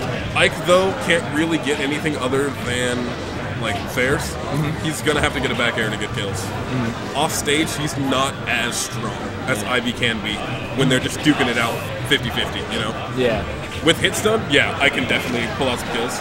But Katara's DI has been pretty good, especially when getting hit by fairs and theirs. This match is still doable for both characters, but Jonah just looks like he's going to be pulling it out. That was a really good forward. Very calculated. I think that's sort of the secret that Jonah's discovering is like, I don't think Katara's just like, I mean, right there I got to grab it. Like earlier on, like I don't think Katara's really internalized how to deal with this side B approach. Yeah. Which, I mean, how do you deal with like side B approach when you really play against Ike? Well, I think that with Ivysaur in particular, the way that she deals with people coming in is, I mean, I don't like it, but honestly, camping with bears. Camping with bears is super safe against people, especially with swords, because their sword won't get through it. They're going to get caught with it first. It has a really great disjoint. Oh, that was great. Oh my gosh. I'm very surprised that didn't kill, actually. Yeah. That's a very strong move. Oh my gosh. That was the side B option was a very poor choice, I think, considering that the charge had started before he committed to it. Yeah. I think they're about to do pools. He really needs to close out this stock because Ivy can do 3 back airs and take this stock. Oh, no, he's not going for him. I don't think he's really aware of how strong it is against characters of this weight specifically. Very nice. There we go. That was excellent game. A really well-spaced nair to finish out the stock. All right. It was a really well-played game by both of them, honestly. That was very good. They did really good. I feel like just people aren't super aware of matchups yet. They don't know their strongest tools against certain characters, but still they're exhibiting a lot of adaptation. And they're like, okay, 2 stocks have passed, I need to try different ways to do this and do that. And I think Ike's play really exhibited that. Being like, hey, you know, if I side B in, try for a different couple kinds of grabs, try for some jump cancel attacks. And we saw that adaptation, which is really cool. Yeah, because I mean, PM's been out for like a couple years now, but 3.0 is really where a lot of people started playing the game. And so, really, when you look at it in terms of that, and you look at it in terms of the fact that this game has been out in its current iteration for 7 months, and this is really when a lot of people approach this game. There's still so much to learn. There's so much to learn. So much to learn. Because you can know a matchup, like I can know Marth versus Meta Knight, but if I play Pikachu, it's a completely different game. And there's a lot of things that can work against both characters that don't work in other matchups. So, just like in Melee, it can be a completely different aspect, but you have just so many characters that, like, if someone pulls out Bowser, you're like, nobody plays Bowser, what am I gonna do, you know? Even though you know how the character works. And that's one of the fun parts, is like you really have to be the most adaptable player to get through these pools matches, and we're probably gonna see a lot of character variation in bracket as well. So, especially amateur. Yeah. That's one thing I find, like you said, it's very exciting about PM is that it is part, like, it does end up to, you know, these are all games about matchups. Yeah. But where so many characters are viable, you know, you can just have these secret bosses just pop up out of nowhere. It's true. And get your nemesis. Like, there's a Chosen L. Yeah, Chosen L's Lucario. Who came out of nowhere, got 2nd place at the last prom gig. Oh, 2 prom gigs ago. And then everyone's like, how do you deal with Lucario? Yeah. Like, yeah, South Bay PM is pretty much stuck on how do you deal with Lucario. Yeah. It's everyone comes through, like, there's there's a Game & Watch player in Texas, Dakpo, who's one of the top players in PM in the region, probably in the world at this point, but he plays Game & Watch. And I've played against Game & Watches. I've wrecked Game & Watches. That man does things that nobody else does. Yeah. It's completely new to the game. And it opens up these matchups because of the new abilities of the characters. Yeah. I still pick Fox, though. So, If I don't know what's going on, I'm like, Fox. I know your views on Fox. Like, Fox I love is the Fox. ultimate, like, channel for your love skill. Fox. No, I Fox used is to a good hate Fox. character. Fox is so much fun. Like, Fox is a cool character. 6 months ago, you'd be like, hey, DC, what do you think about Fox? Like, hate him. Hate him. Terrible, right? But Fox is such a good character. Such a good character. Just because he's only as good as you are every single time. I feel like every time I get hit, I deserve it because Fox cannot get hit. You had an opportunity to do something different, you know? Whereas some characters, it's like, oh, you're a little slow here. There's going to be some punishes. Fox is like, no. I am so fast. I can do anything. I can kill you off the top, the side. I'll shine spike you at 0.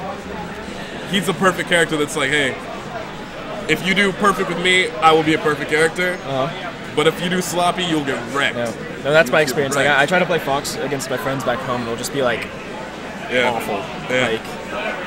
Like I think that's a good quality to have in characters, right? Is this property of, you know, like, I think that's one of the issues that a lot of people have with PM, right? Is the thing that you can just pick up someone and just like you'll very quickly figure out what the good things are with them. Yeah. I like a lot of things about the game. It's one thing that I feel like some of it is a little too easy mode. But honestly, for a game that wasn't even meant to be what it is. Yeah. And how far it has come, I'm super impressed. Yeah. And it's very entertaining to see someone just be like, oh, I'm Squirtle versus Day today. And you're like, I've never seen this in my life before. And then you see some things you'll never see again. Like, it's that brand new meta, you know? It's pretty cool. Where's Michael? It's like we're looking for another match to come up. Right now, we're running through the last couple matches of pools. Yeah. You want to get a match in while we're waiting? Yeah, sure. We'll provide the entertainment. We're going to play a match for you guys, Right. keep you entertained.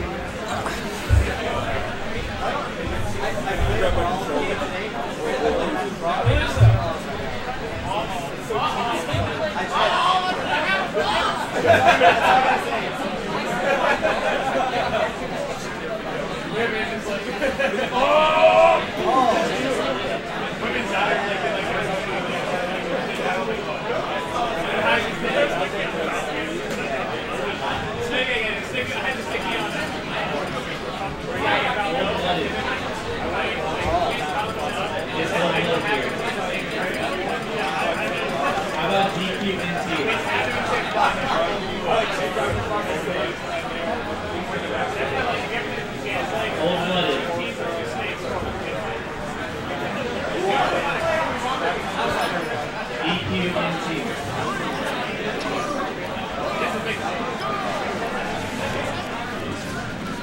Come up here. If you're one of those two people, I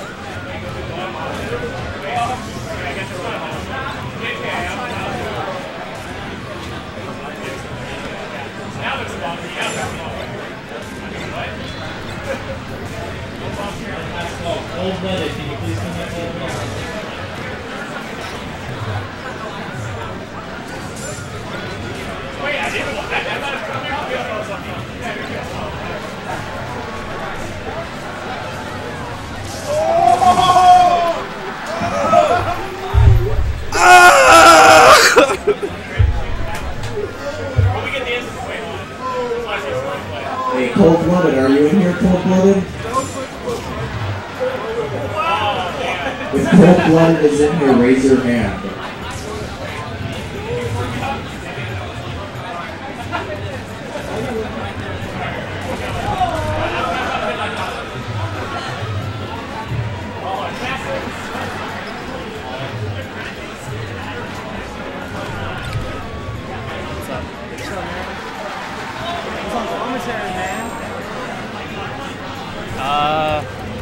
Both of the commentators are playing right now. Oh, they're both on commentary? They're the commentators. Well, So I'm right here. I'm going to wait back to the commentator. keep in mind. Yeah, there's a lot of people at Auburn. They're trying to, I think.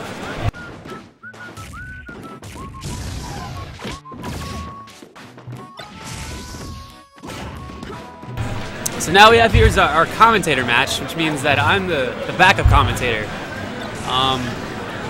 Coincidentally, these are also the two cutest boys in the tournament competing. Sorry.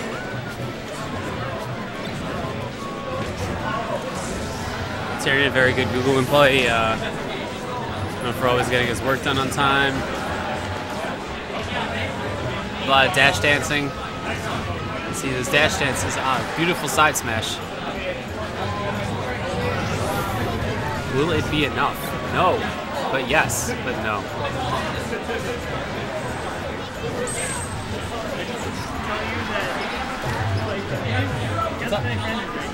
They are, yeah. Yeah.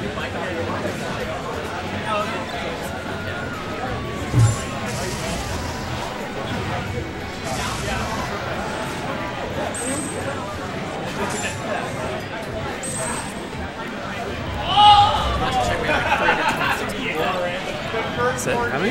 326 people. Really? Yeah. 329. Wow. Yeah. It's like a real national tournament. It really is. Yes. Keep playing until they come.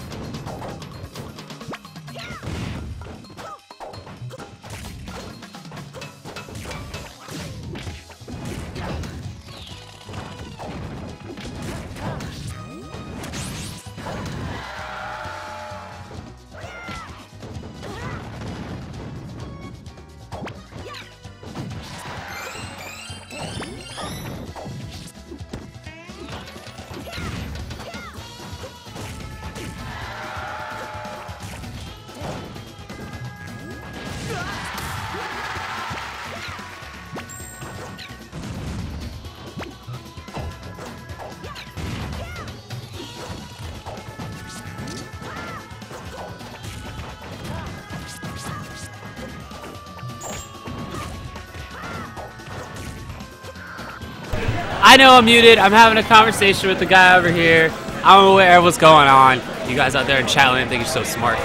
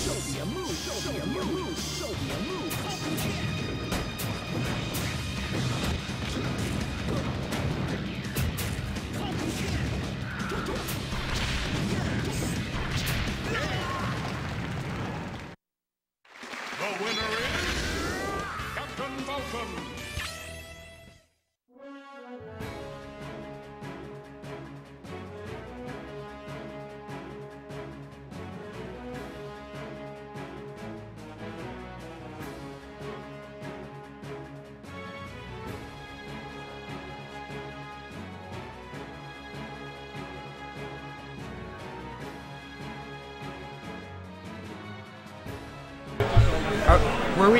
We're live.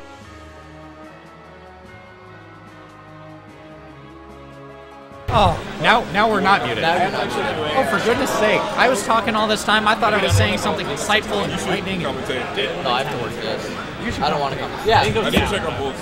Alright, that's fine. GSS. I need to run shit. Where'd my back go for it? Wait, this isn't. Sean, no one ran at 620 yet. I don't know. We've got a unit. Oh, it's And muted we're still? going to the muted lobby. still? Meet by the door. I don't know. You tell me. Is it muted?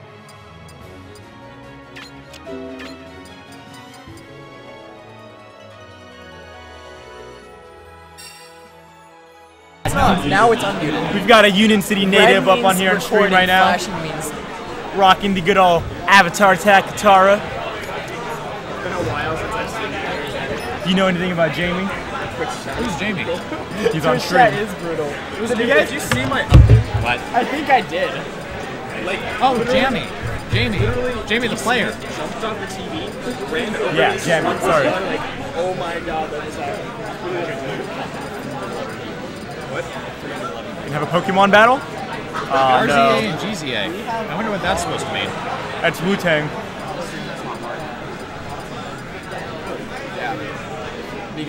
So we see Jigglypuff and Sheik. How do you think this is going to go? I predict a lot of bears and fairs. I predict a lot of moves being thrown out by each player that are going to respectively harm the other player and potentially knock them off the stage. All right, Stream, take bets. How many rests? How many successful rests? Oh, are we? Alright. Lost to Wolf, 2. I like that. Yeah. We've got a Wu-Tang battle happening right now. RZA and GZA. Some of my Texas friends are watching our stream. Oh, really? Sweet. That's awesome. That's stream run like We got viewers in Texas. Hey, guys. You know what song goes great with Jigglypuff? Did you ever watch The Jungle Book? No. The bare necessities, simple bare necessities, and first stock to Jiggly. With the Wall of Pain suffering a mere 31% damage, which to Jigglypuff is more like 70. It's because Jiggly's a fairy type now. She's kind of OP, so Oh yeah, just it's a little imbalance, not even unfair. There's just no way, man. I'm not even specifying what you can't be done. It's just there is no way. There is, So we see Jigglypuff playing the positioning game. Clever use of the rising pound to get in position for a bear. Jiggly stalling with the pound, also using it offensively. Sheik not adjusting. And we're gonna have a Gimp right here. Yeah, we We've are. Just got a, we just got a holding the edge. Jiggly has the right idea. See, I will quote a commentator. Wish I could give credit. I don't know who said this, but I always say to people I play, just hold the edge. Beautiful use of rising pound to sweet spot the edge. This is a Jigs who knows what she's doing. And forward is that no, it's it doesn't not. matter. It's pretty good DI. It doesn't matter. She's gonna get a rest. Oh, she's gonna rest right there. That could have been a rest, but Could have been. That's no, I like it. Jiggly's playing smart, not over committing to anything really, just kind of getting the simple hits and running away, which is what you should be doing. Now the question is, what is Sheik doing, and what could Sheik be doing differently? I notice Sheik is not expecting the pound. She's just getting punished off like anything she throws out. She's in the air too much. That was a good move on Sheik's part. Sheik just says, "Nuh-uh, get out of my zone. Get off my stage." It's like you're gonna make me recover. Here, you recover.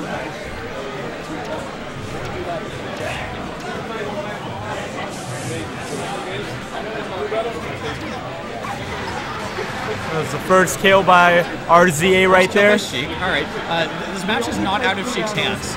See, Jigs is it's now rough, but stranger things have happened. See, the trick to killing Jigs is you want to be swift about it. You want to take her out of her zone. Jigs is full of sauce. She's just the sauciest character in the game. And you want to put her, you want to punish her for trying to do what she's trying to do. No! Deny her that reward she wants. Oh god, she's totally going to make it. Oh my god. Wow. That vertical recovery, that is a diligent rising pound. My goodness. And that's all she wrote for Sheik. Does that, the forward air, whatever that is, does that It's reset a her JV jump? 4-stock by a fairy type Jigglypuff. That's side B, and no, but she has lots of jumps, and it itself provides a I pseudo think jump. RZA is going to be looking towards a character change, making it a Pokemon battle. Yes. All right. Yeah. Squirtle is an interesting pick because Squirtle, being small and slidey and aquatic and a turtle, has rather. Yes, it's important. Has rather different impact behavior interactions with Jigglypuff. Jigs can't combo Squirtle, as Jigs is used to comboing people. It takes precise aim and precise situational exploitation. And right? Squirtle has a lot of firepower, and Jigglypuff doesn't exactly live to 150. That's absolutely true. Plus Man, Squirtle's Venus flytrap, the waterfall explosion, the up smash. The Hydro Pump? That's what that is? I like to call it the Hydro Pump. All right, Hydro Pump. Is Squirtle's up smash a Hydro Pump stream? I'm kind of unsure, but it kind of looks like one. Hey, Mike, tell us what stream says. We're asking, is Squirtle's up smash Hydro Pump?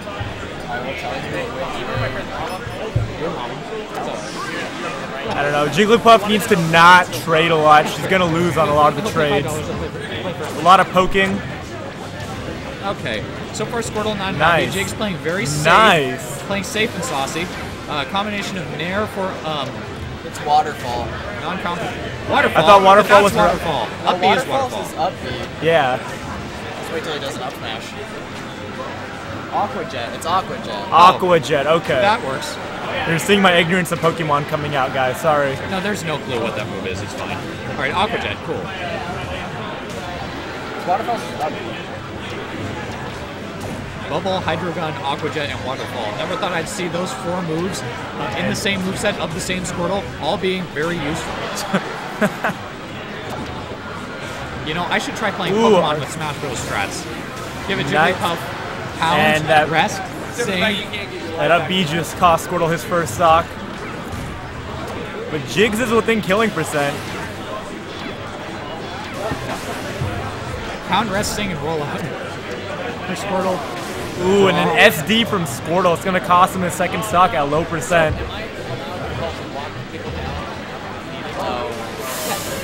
Squirtle's just throwing this match away. He's got to get his mind right if he wants to bring this back. If he even wants to make this close. Bring me a pen or sign your bag.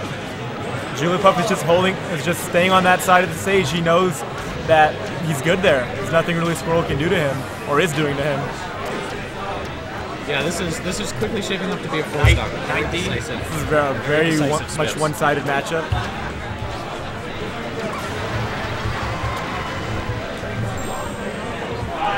So, when I'm speaking, does the stream see that, or do they see that?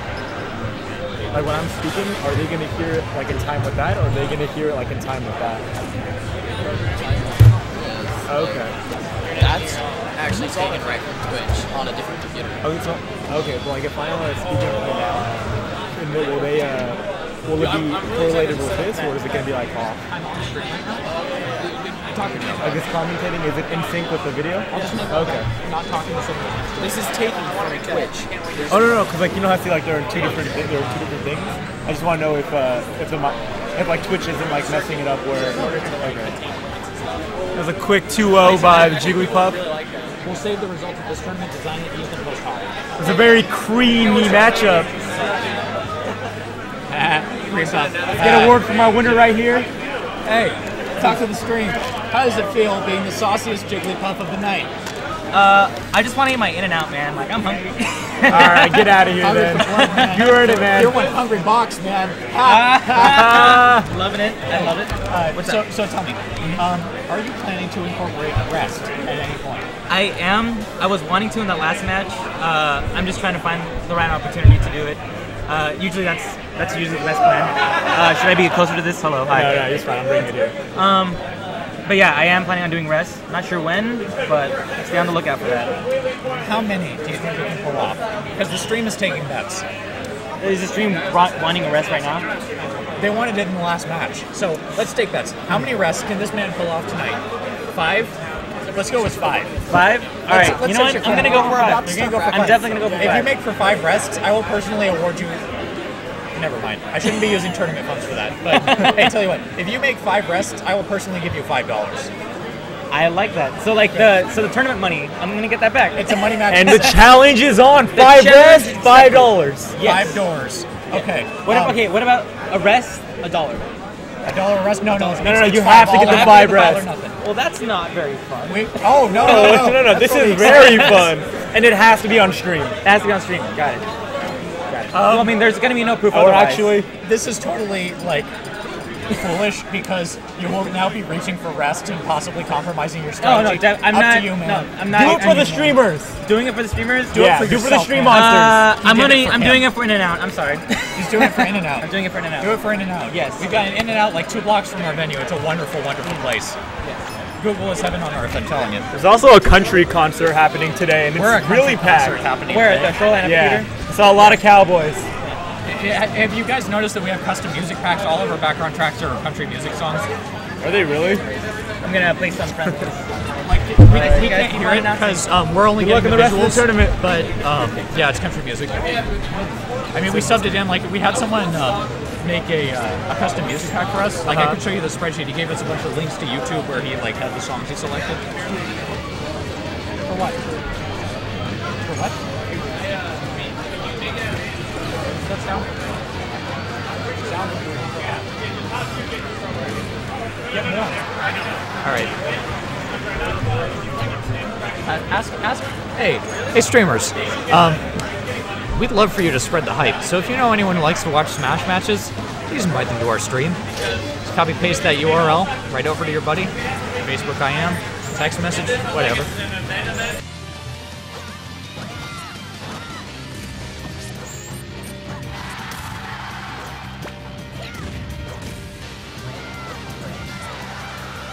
It up. Okay, there. So, given that we're in friendlies, we think we might take a request. If you folks would like to see a certain player or like to see a certain character match, we can make that happen for you. We can Who put do that you on guys stream. want on the stream? Tell us right now. You tell we'll us. make it happen. Maybe not right this Will you second. modify the but- text, make it say friendlies? Double click on the thing that says overlay 1. Where's overlay one? No, that. Scroll up. No, look at that. Please allow me to operate this. Yeah, scroll up in that box. Players, game indicator. That's the one. Double click on game indicator. We're fixing up the overlay for you guys. Cool if we change that to say friendlies.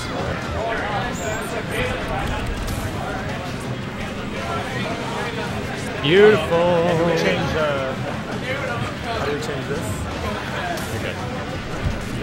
See, look, it's now reflected on the screen.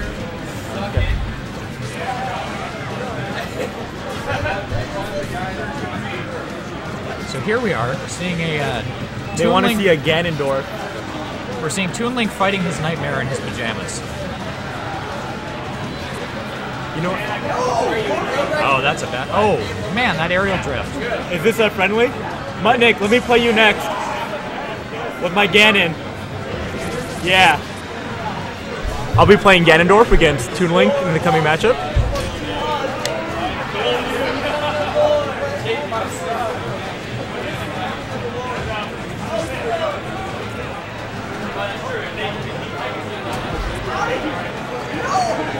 Snorlax. Mike Pace, who is our Twitch operator, he's playing right now. He's Snorlax. Oh, we should change the tags. We should. Well, the tags are out of date because Mike Pace is currently playing Box 1 and Box 2. I see Box 2. Click cancel. I'm going to move up on there. I got this. Yeah, go on up. Folks, I'll be right back. I'm fixing up your screen.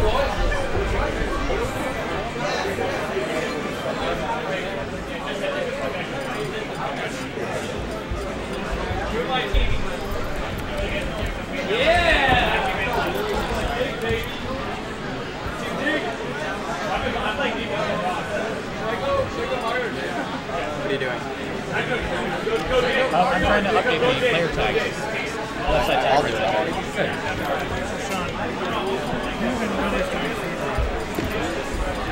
You now. Sure.